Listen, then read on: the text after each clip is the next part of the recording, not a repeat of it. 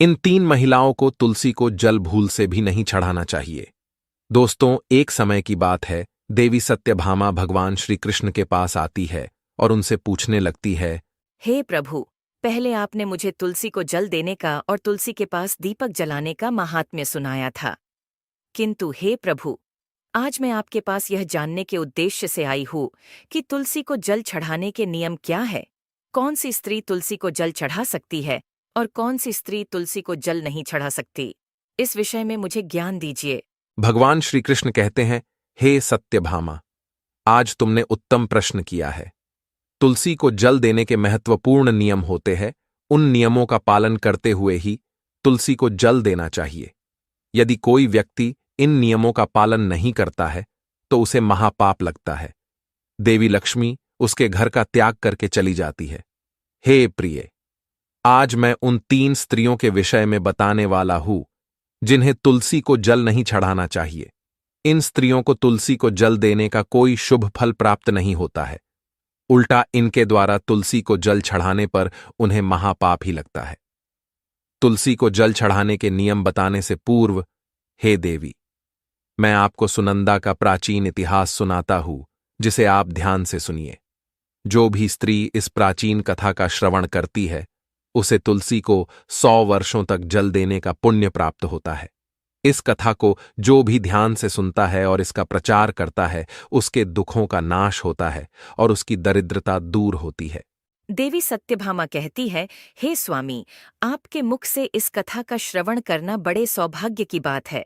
कृपया आप मुझसे वह कथा कहिए, मैं इसे ध्यान से पूरा अवश्य सुनूंगी। दोस्तों, फिर भगवान श्री कृष्ण देवी सत्यभामा को वह कथा सुनाने लगते हैं। इस कथा को आप ध्यान से पूरा अवश्य सुनिए, क्योंकि आधा अधूरा ज्ञान घातक हो सकता है। तो चलिए आपको सुनाते हैं वह कथा। भगवान श्री कृष्ण कहते हैं, हे देवी सत्यभामा, पूर्वकाल की बात है। दक्षिण देश में एक अत्यंत शोभायमान नगरी थी। उस नगरी में सुदेव नाम का एक ब्राह्मण निवास करता था। सुदेव बहुत ही बुद्धिमान और शास्त्रों में पारंगत था। उसने वेदों का भी अध्ययन किया था। उसी के नगर के पास अन्य एक नगर था। उस नगर में ध्यान शर्मा नाम का एक विद्वान ब्राह्मण था। उसकी एक पुत्री थी जिसका नाम सुनंदा था। उस ध्यान शर्मा ने बड़े ही लाड़ प्यार से अपनी पुत्री का लालन पालन किया था। उसकी पुत्री अत्यंत सुंदर और गुणवान थी। जब सुनंदा विवाह के योग्य हुई तो ध्यान शर्मा को अपनी पुत्री के विवाह की चिंता सताने लगी। इसीलिए उसने अपनी पत्नी से कहा, हे प्रिय, हमारी पुत्री अब जवान हो चुकी है, इसीलिए अब इसका विवाह हमें कर देना चाहिए।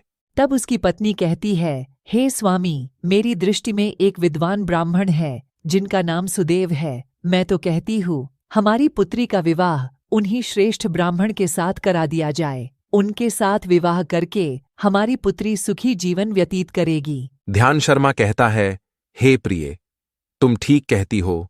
मैंने भी सुदेव जी के विषय में बहुत सुना है। हम हमारी पुत्री का विवाह उन्हीं के साथ करेंगे। मैं कल ही उनके पास अपनी पुत्री के विवाह का प्रस्ताव लेकर जाता हूं। फिर ध्यान शर्मा अपनी पुत्री के विवाह का प्रस्ताव लेकर सुदेव के घर पर जाता है। सुदेव घर में अपने माता पिता की सेवा कर रहा होता है।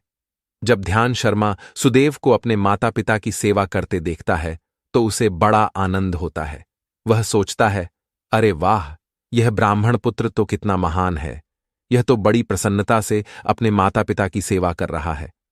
जब ध्यान शर्मा को सुदेव द्वार पर खड़ा देखता है तो उनका स्वागत करता है और कहता है, हे विप्रवर, पधारिए, आपका स्वागत है। कहिए, मैं आपकी किस प्रकार से सहायता कर सकता हूं। सुदेव का अतिथि सत्कार देखकर ध्यान शर्मा बहुत प्रसन्न हो जाता है। वह देखता है कि सुदेव का घर अत्यंत पवित्र और शुद्ध होता है। उसके घर के सामने तुलसी का पौधा होता है और घर के अंदर भगवान विष्णु की प्रतिमा रखी हुई होती है। इससे ध्यान शर्मा को विश्वास हो जाता है कि सुदेव ही उसकी पुत्री के लिए सर्वोत्तम वर है। फिर ध्यान शर्मा सुदेव से कहता है, हे विप्रवर, आज मैं आपके पास मेरी पुत्री के साथ आपके विवाह का प्रस्ताव लेकर आया हूं। मेरी पुत्री के लिए आपके समान श्रेष्ठ वर कहीं और नहीं मिल सकता। सुदेव के माता पिता भी यह बात सुनकर प्रसन्न हो जाते हैं और सुदेव को विवाह के लिए मना लेते हैं। फिर सुदेव भी विवाह के लिए तैयार हो जाता है। विवाह का मुहूर्त तय किया जाता है और एक पवित्र स्थान पर सुदेव और सुनंदा का विवाह संपन्न किया जाता है। सुनंदा के सुंदर और मनमोहक रूप को देखकर सुदेव बहुत प्रसन्न होता है। सुनंदा अत्यंत गुणवान और चरित्रवान स्त्री थी। विवाह के बाद जब सुनंदा सुदेव के घर पर जाती है तो वह अपने पति और सास ससुर की बड़ी सेवा करती है। अपनी मधुर वाणी और कार्यों से वह सभी के मन को जीत लेती है। सुनंदा के ससुराल वाले भी उसके कार्य से बहुत संतुष्ट रहते हैं। सुनंदा नित्य अपने पति से पहले जागकर घर का आंगन साफ करती थी, फिर घर के अंदर साफ सफाई करके स्नान किया करती थी। स्नान करके वह नित्य तुलसी को जल देती थी और फिर पूजा घर में जाकर भगवान विष्णु और मां लक्ष्मी की पूजा किया करती थी। फिर भोजन बनाकर उसमें तुलसी पत्र डालकर भगवान विष्णु को भोग लगाया करती। उसके बाद वह अपने पति को भोजन कराकर फिर खुद भोजन किया करती थी। रात को वह पति के चरण दबाकर उसके सो जाने के बाद सो जाया करती थी। सुनंदा के अंदर एक पतिव्रता नारी के सभी लक्षण थे और वह अपने पति को ही परमेश्वर मानकर उनकी सेवा करती थी। सुनंदा ने कभी अपने पति के अलावा अन्य पुरुष के विषय में विचार नहीं किया। वह सत्य धर्म का पालन करने वाली और धर्म कार्य करने वाली पवित्र स्त्री थी। उसने कभी कोई अशुभ कार्य नहीं किया। सुनंदा के ऐसे सात्विक और सरल स्वभाव को देखकर मां लक्ष्मी भी उस पर मेहरबान थी। मां लक्ष्मी स्वयं चलकर उसके घर में आकर निवास करने लगी, जिससे सुनंदा के जीवन में सुख समृद्धि और भी अधिक बढ़ गई। भगवान श्री कृष्ण कहते हैं, हे देवी सत्यभामा, देवी लक्ष्मी उन्हीं स्त्रियों पर अपनी कृपा दृष्टि बनाए रखती है जो पतिव्रता होती है और जो सत्य धर्म का पालन करती है। सुनंदा के अंदर वे सभी लक्षण थे जो एक श्रेष्ठ पतिव्रता नारी के अंदर होने चाहिए।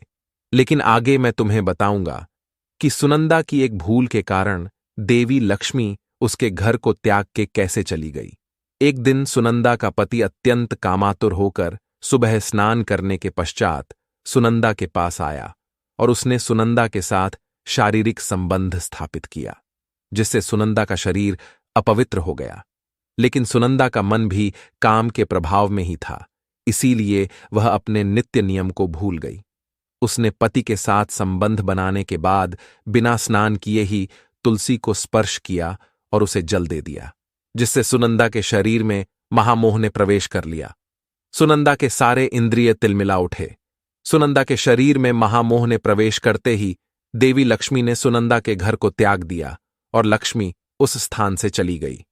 तब से सुनंदा के शरीर में निवास कर रहे उस महामोह ने उसे सभी धार्मिक कार्यों से वंचित कर दिया। इसका विपरीत प्रभाव सुनंदा के पति पर भी पड़ा और वह भी सदा कामातुर होकर सुनंदा के साथ विहार करने लगा। उसका मन सदैव ही काम वासना में लगा रहता था। फिर एक दिन सुनंदा के पति ने तो सभी सीमाओं का उल्लंघन किया और सुनंदा के मासिक धर्म के दौरान ही उसके साथ संबंध स्थापित किया, जिससे सुनंदा के शरीर में निवास कर रहा ब्रह्म हत्या का पाप उसके पति के शरीर में प्रवेश कर गया। हे देवी सत्यभामा, जब स्त्री मासिक धर्म से होती है तो उसके शरीर में 3 दिनों तक ब्रह्म हत्या का पाप निवास करता है, क्योंकि ब्रह्मदेव ने इंद्र के शरीर से ब्रह्म हत्या का पाप निकालकर वृक्ष, जल, अग्नि और अप्सराओं को ग्रहण करने के लिए कहा था। उसी समय से स्त्रियों के शरीर में मासिक धर्म के दौरान ब्रह्म हत्या का पाप निवास करता है, और जो भी पुरुष मासिक धर्म के दौरान स्त्री को स्पर्श करता है अथवा उसके साथ संबंध बनाता है तो यह पाप उसके शरीर में प्रवेश कर जाता है। वही ब्रह्म हत्या का पाप सुनंदा के पति के शरीर के अंदर प्रवेश कर गया और वह जमीन पर गिर पड़ा। उसे तुरंत ही कोढ़ का रोग हो गया, उसका अंग अंग जलने लगा, उसके शरीर पर छाले पड़ गए और वह दर्द से चीखने चिल्लाने लगा, हाय, यह मुझसे क्या अपराध हो गया, मेरे द्वारा भयंकर पाप हो गया है। मैंने सब कुछ जानते हुए भी महापाप किया है, अब मेरी रक्षा कौन करेगा। सुनंदा की सास तुरंत उस स्थान पर आ गई तो उसने देखा कि उसका पुत्र कोढ़ के रोग से ग्रसित होकर जमीन पर पड़ा है। वह क्रोध में आकर सुनंदा से कहने लगी, अरे कुलटा, अरे पापिनी, तूने ये क्या कर डाला, अपने ही पति का धर्म भ्रष्ट कर डाला। अपने पति की ऐसी हालत देखकर सुनंदा बहुत घबरा गई और जोर जोर से रोने लगी। हे सासू माँ, मुझे क्षमा करो, मुझसे बहुत बड़ा अपराध हो गया है। काम के वशीभूत होकर मेरे द्वारा यह अपराध हो गया है। सुनंदा की सास ने कहा, हे पापिनी, तू इस घर से अभी चली जा। तुझ जैसी कुलटा स्त्री को इस घर में नहीं रहना चाहिए। तूने मेरे बेटे के जीवन को नरक बना दिया। सुनंदा कहती है, हे सासू माँ, मैं कहाँ जाऊँ? मेरे पति के अलावा मेरा कोई नहीं है। मैं उन्हें छोड़कर जीवित नहीं रह सकती। सुनंदा की सास कहती है, तू कहीं भी जाकर मर जा, लेकिन अब तू इस घर में निवास नहीं कर सकती। इतना कहकर सुनंदा की सास ने उसे धक्के मारकर घर से निकाल दिया। फिर सुनंदा दुखी होकर घर से निकल गई। उसे अपनी भूल पर बड़ा पछतावा होने लगा। उसे कुछ भी समझ में नहीं आ रहा था कि वह क्या करे। सुनंदा चलते चलते एक वन में जाती है। उसी वन में एक साधु का आश्रम होता है। तब वह उस आश्रम पर सहायता मांगने के लिए जाती है तो वहां पर कोई नहीं होता है। सुनंदा उसी आश्रम पर जाकर बैठ जाती है और अपने दोष के विषय में सोचते हुए दुखी होने लगती है। फिर कुछ समय बाद एक ऋषि उस आश्रम पर आते हैं जिनका वह आश्रम होता है। जब वे ऋषि एक स्त्री को अपने आश्रम पर दुखी बैठा हुआ देखते हैं तो आश्चर्यचकित हो जाते हैं और पास जाकर उस स्त्री से पूछने लगते हैं, हे कल्याणी, तुम कौन हो और किस कारण से इस स्थान पर अकेले बैठी हो? तुम्हारे दुख का क्या कारण है? तब वह स्त्री कहती है, हे मुनिवर, मेरा नाम सुनंदा है। मेरे द्वारा घोर पाप हो गया था। उसी कारण से मैं अपने परिवार से बिछड़कर इस स्थान पर आई हूँ। वह ऋषि कहते हैं, हे देवी, ये क्या कह रही हो तुम? तुमने कौन सा पाप किया है? मुझे विस्तार से बताओ। मैं तुम्हारी कोई सहायता कर सकूं तो प्रयत्न अवश्य करूंगा। सुनंदा कहती है, हे मुनिवर, मेरे द्वारा घोर पाप हो गया है। मासिक धर्म के दौरान मैंने पति के साथ संबंध बनाया। इसी कारण से मेरे पति कोढ़ रोग से ग्रस्त हो गए और दुख भोग रहे हैं। फिर ऋषि कहते हैं, बेटी, तुम चिंता मत करो। तुम्हारे द्वारा जो पाप हुआ है उसका प्रायश्चित करो। तुम्हें पाप से मुक्ति मिल जाएगी। तुम इस आश्रम में बैठकर भगवान विष्णु की पूजा करो। तुलसी को नित्य जल दो और गौ माता की सेवा करो। तुम्हारा पति जल्दी ही ठीक हो जाएगा। फिर वह सुनंदा वहीं पर उस आश्रम में रहकर भगवान विष्णु की नित्य पूजा करने लगती है। रोज स्नान करके वह ब्रह्मचर्य का पालन करते हुए तुलसी को जल चढ़ाती है और तुलसी के पत्र डालकर भगवान विष्णु को भोग लगाती है। फिर गायों को चारा डालती है, उनकी सेवा करती है। दिन भर वही भगवान विष्णु की मूर्ति के आगे बैठकर भगवान विष्णु की भक्ति करने लगती है। इस प्रकार से 1 वर्ष बीत जाता है। भगवान विष्णु सुनंदा की दृढ़ निष्ठा और भक्ति से अत्यंत प्रसन्न हो जाते हैं और सुनंदा को साक्षात दर्शन देते हैं। भगवान विष्णु को साक्षात अपने सामने खड़ा देखकर सुनंदा उन्हें बारंबार प्रणाम करने लगती है। तब भगवान विष्णु सुनंदा से कहते हैं, हे पुत्री, तुमने बड़ी ही श्रद्धा से और भक्तिभाव से मेरी आराधना की है, इसीलिए अब मैं तुम पर प्रसन्न हूं। कहो, तुम्हारी क्या कामना है? तब सुनंदा कहती है, हे प्रभु, कृपया मुझे बताइए, मेरे किस दोष के कारण मेरे अंदर काम का वास हो गया, जिस कारण से मेरे द्वारा घोर पाप हुआ और मेरे पति को कोढ़ का रोग हो गया। भगवान विष्णु कहते हैं, हे पुत्री, अब तुम ध्यान से सुनो। तुम्हारे द्वारा अनजाने में ही एक पाप हुआ था, जिस कारण से तुम्हारे अंदर महामोह ने प्रवेश कर लिया था। एक दिन तुमने अपने पति के साथ संबंध बनाने के बाद बिना स्नान किए ही तुलसी को जल दिया था। पति पत्नी जब रतिक्रिया करते हैं तो उनका शरीर अपवित्र हो जाता है और ऐसी अवस्था में तुलसी को कभी स्पर्श नहीं करना चाहिए। तुलसी लक्ष्मी का ही रूप है। तुमने अपवित्र अवस्था में ही तुलसी को जल अर्पण किया था, जिस कारण से देवी लक्ष्मी तुम्हारे घर का त्याग करके चली गई और फिर महामोह ने तुम्हारे अंदर प्रवेश कर लिया। उसी महामोह के कारण तुम्हारे और तुम्हारे पति के अंदर काम का प्रभाव अधिक बढ़ गया और मासिक धर्म के दौरान स्त्री के साथ संसर्ग होने के कारण तुम्हारे पति को कोढ़ का रोग हो गया था। वह सुनंदा कहती है, हे प्रभु, अनजाने में मुझसे यह बड़ा पाप हो गया था। अब इस पाप का क्या प्रायश्चित है? भगवान विष्णु कहते हैं, हे सुनंदा, इस पाप का प्रायश्चित तुमने 1 वर्ष तक ब्रह्मचर्य व्रत का पालन करके कर लिया है, इसीलिए अब तुम पाप से मुक्त हो। सुनंदा कहती है, हे प्रभु, कृपया मुझे बताइए, किस अवस्था में तुलसी को जल नहीं देना चाहिए और तुलसी को जल देने के क्या नियम हैं? भगवान विष्णु कहते हैं, हे सुनंदा, अब मैं तुम्हें तुलसी को जल देने के नियम बताता हूं, तुम इसे ध्यान से सुनो। हे पुत्री, तुलसी एक अत्यंत पवित्र पौधा है। यह मुझे सबसे अधिक प्रिय है, इसीलिए इसकी सात्विकता बनी रहनी चाहिए। इस पौधे को कभी अपवित्र अवस्था में स्पर्श नहीं करना चाहिए। जो स्त्री मासिक धर्म से हो, उस स्त्री को इस पौधे को कभी स्पर्श नहीं करना चाहिए। मासिक धर्म के दौरान स्त्री के शरीर में ब्रह्म हत्या का पाप होता है। ऐसे में स्त्री को तुलसी को जल नहीं देना चाहिए। किसी भी स्त्री और पुरुष को संबंध बनाने के बाद तुलसी के पौधे को स्पर्श नहीं करना चाहिए और ना ही इसे जल देना चाहिए। संबंध बनाने पर स्त्री और पुरुष का शरीर अपवित्र हो जाता है। ऐसी अवस्था में तुलसी के पौधे को स्पर्श करने पर दोष लगता है। देवी लक्ष्मी ऐसे स्थान से चली जाती है। हे पुत्री, जो स्त्री अपने पति का त्याग करके चली गई हो, जो विवाह के पश्चात अपने पति को छोड़कर अन्य पुरुष के साथ निवास कर रही हो, ऐसी स्त्री को भी तुलसी को जल नहीं चढ़ाना चाहिए। तुलसी की पूजा करने का अधिकार केवल पतिव्रता स्त्रियों को ही है। जो स्त्री असती होती है, उसे तुलसी को जल नहीं चढ़ाना चाहिए। हे सुनंदा, अब मैंने तुम्हें तुलसी को जल देने के संबंध में महत्वपूर्ण नियम बताए हैं, तुम इसे ध्यान में रखो। तब सुनंदा कहती है, हे प्रभु, मेरे पति कोढ़ के रोग से पीड़ित है, कृपा करके मेरे पति को रोग से मुक्त कीजिए। तब भगवान विष्णु कहते हैं, हे सुनंदा, तुमने इस तुलसी के वृक्ष की 1 वर्ष तक पूजा की है। यह अत्यंत पवित्र पौधा है। अब तुम इसके पत्ते ले जाकर अपने पति को खिला दो, वह रोग और पापों से मुक्त हो जाएगा। इतना कहकर भगवान विष्णु अंतर्ध्यान हो जाते हैं। यह सुनकर सुनंदा बहुत प्रसन्न हो जाती है और भगवान विष्णु को बारंबार प्रणाम करके धन्यवाद देती है। फिर सुनंदा उस तुलसी के पौधे के कुछ पत्ते तोड़कर घर पर जाती है और अपने कोढ़ी पति को खिला देती है। तुलसी के पत्ते खाते ही उसका पति एकदम से स्वस्थ हो जाता है और सुनंदा को गले से लगा लेता है। सुनंदा की सास भी जब यह चमत्कार देखती है तो बड़ी प्रसन्न हो जाती है और फिर वे सभी प्रसन्नता से रहने लगते हैं।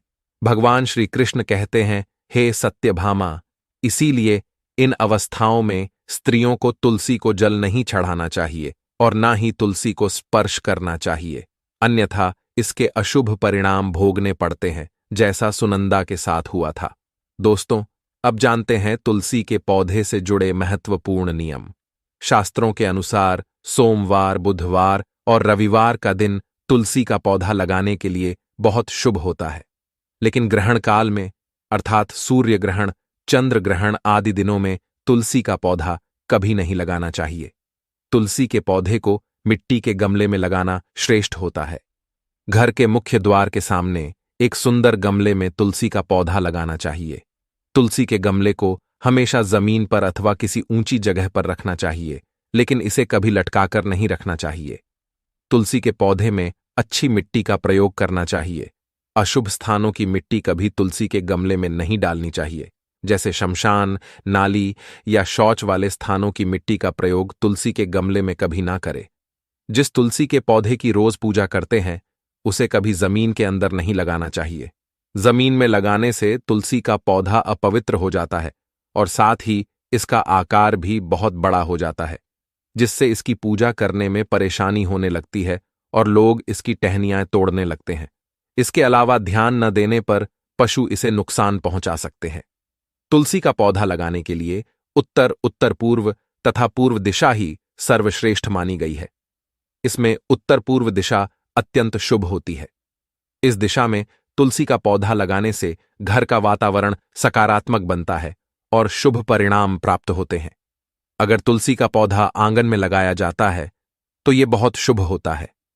तुलसी का पौधा कभी भी दक्षिण पूर्व की दिशा में कभी नहीं लगाना चाहिए। ये आग्नेय दिशा है। इस दिशा में तुलसी का पौधा रखने से जल्दी सूखने लगता है। तुलसी के पौधे को कभी भी अंधकार में नहीं रखना चाहिए। शाम के समय इसके पास दीपक जलाना चाहिए। इसके अलावा तुलसी के पौधे को चुनरी जरूर बांध देना। चुनरी के बिना तुलसी का पौधा अधूरा माना जाता है। तुलसी के पौधे में हरे रंग की चूड़ी, लाल अथवा सफेद धागा जरूर बांध देना, लेकिन तुलसी को कभी सुना नहीं रखना चाहिए। तुलसी के पत्ते तोड़ते समय ध्यान में रखें चाकू आदि धारदार चीजों का प्रयोग करके तुलसी पत्ते ना तोड़े। तुलसी के पत्ते उंगलियों से ही तोड़ने चाहिए। तुलसी के पौधे की कभी टहनी नहीं तोड़नी चाहिए। थोड़ा अधिक समय लग सकता है, लेकिन तुलसी का एक एक पत्ता ही तोड़ना चाहिए। जितने आवश्यक हो उतने ही पत्ते लेने चाहिए। पत्ते तोड़ते समय नाखूनों का भी प्रयोग नहीं करना चाहिए। इससे स्त्री का सौभाग्य नष्ट होता है और दुर्भाग्य आता है। एकादशी के दिन तुलसी के पत्ते कभी नहीं तोड़ने चाहिए। एकादशी के एक दिन पहले ही तुलसी के पत्ते तोड़कर रखने चाहिए।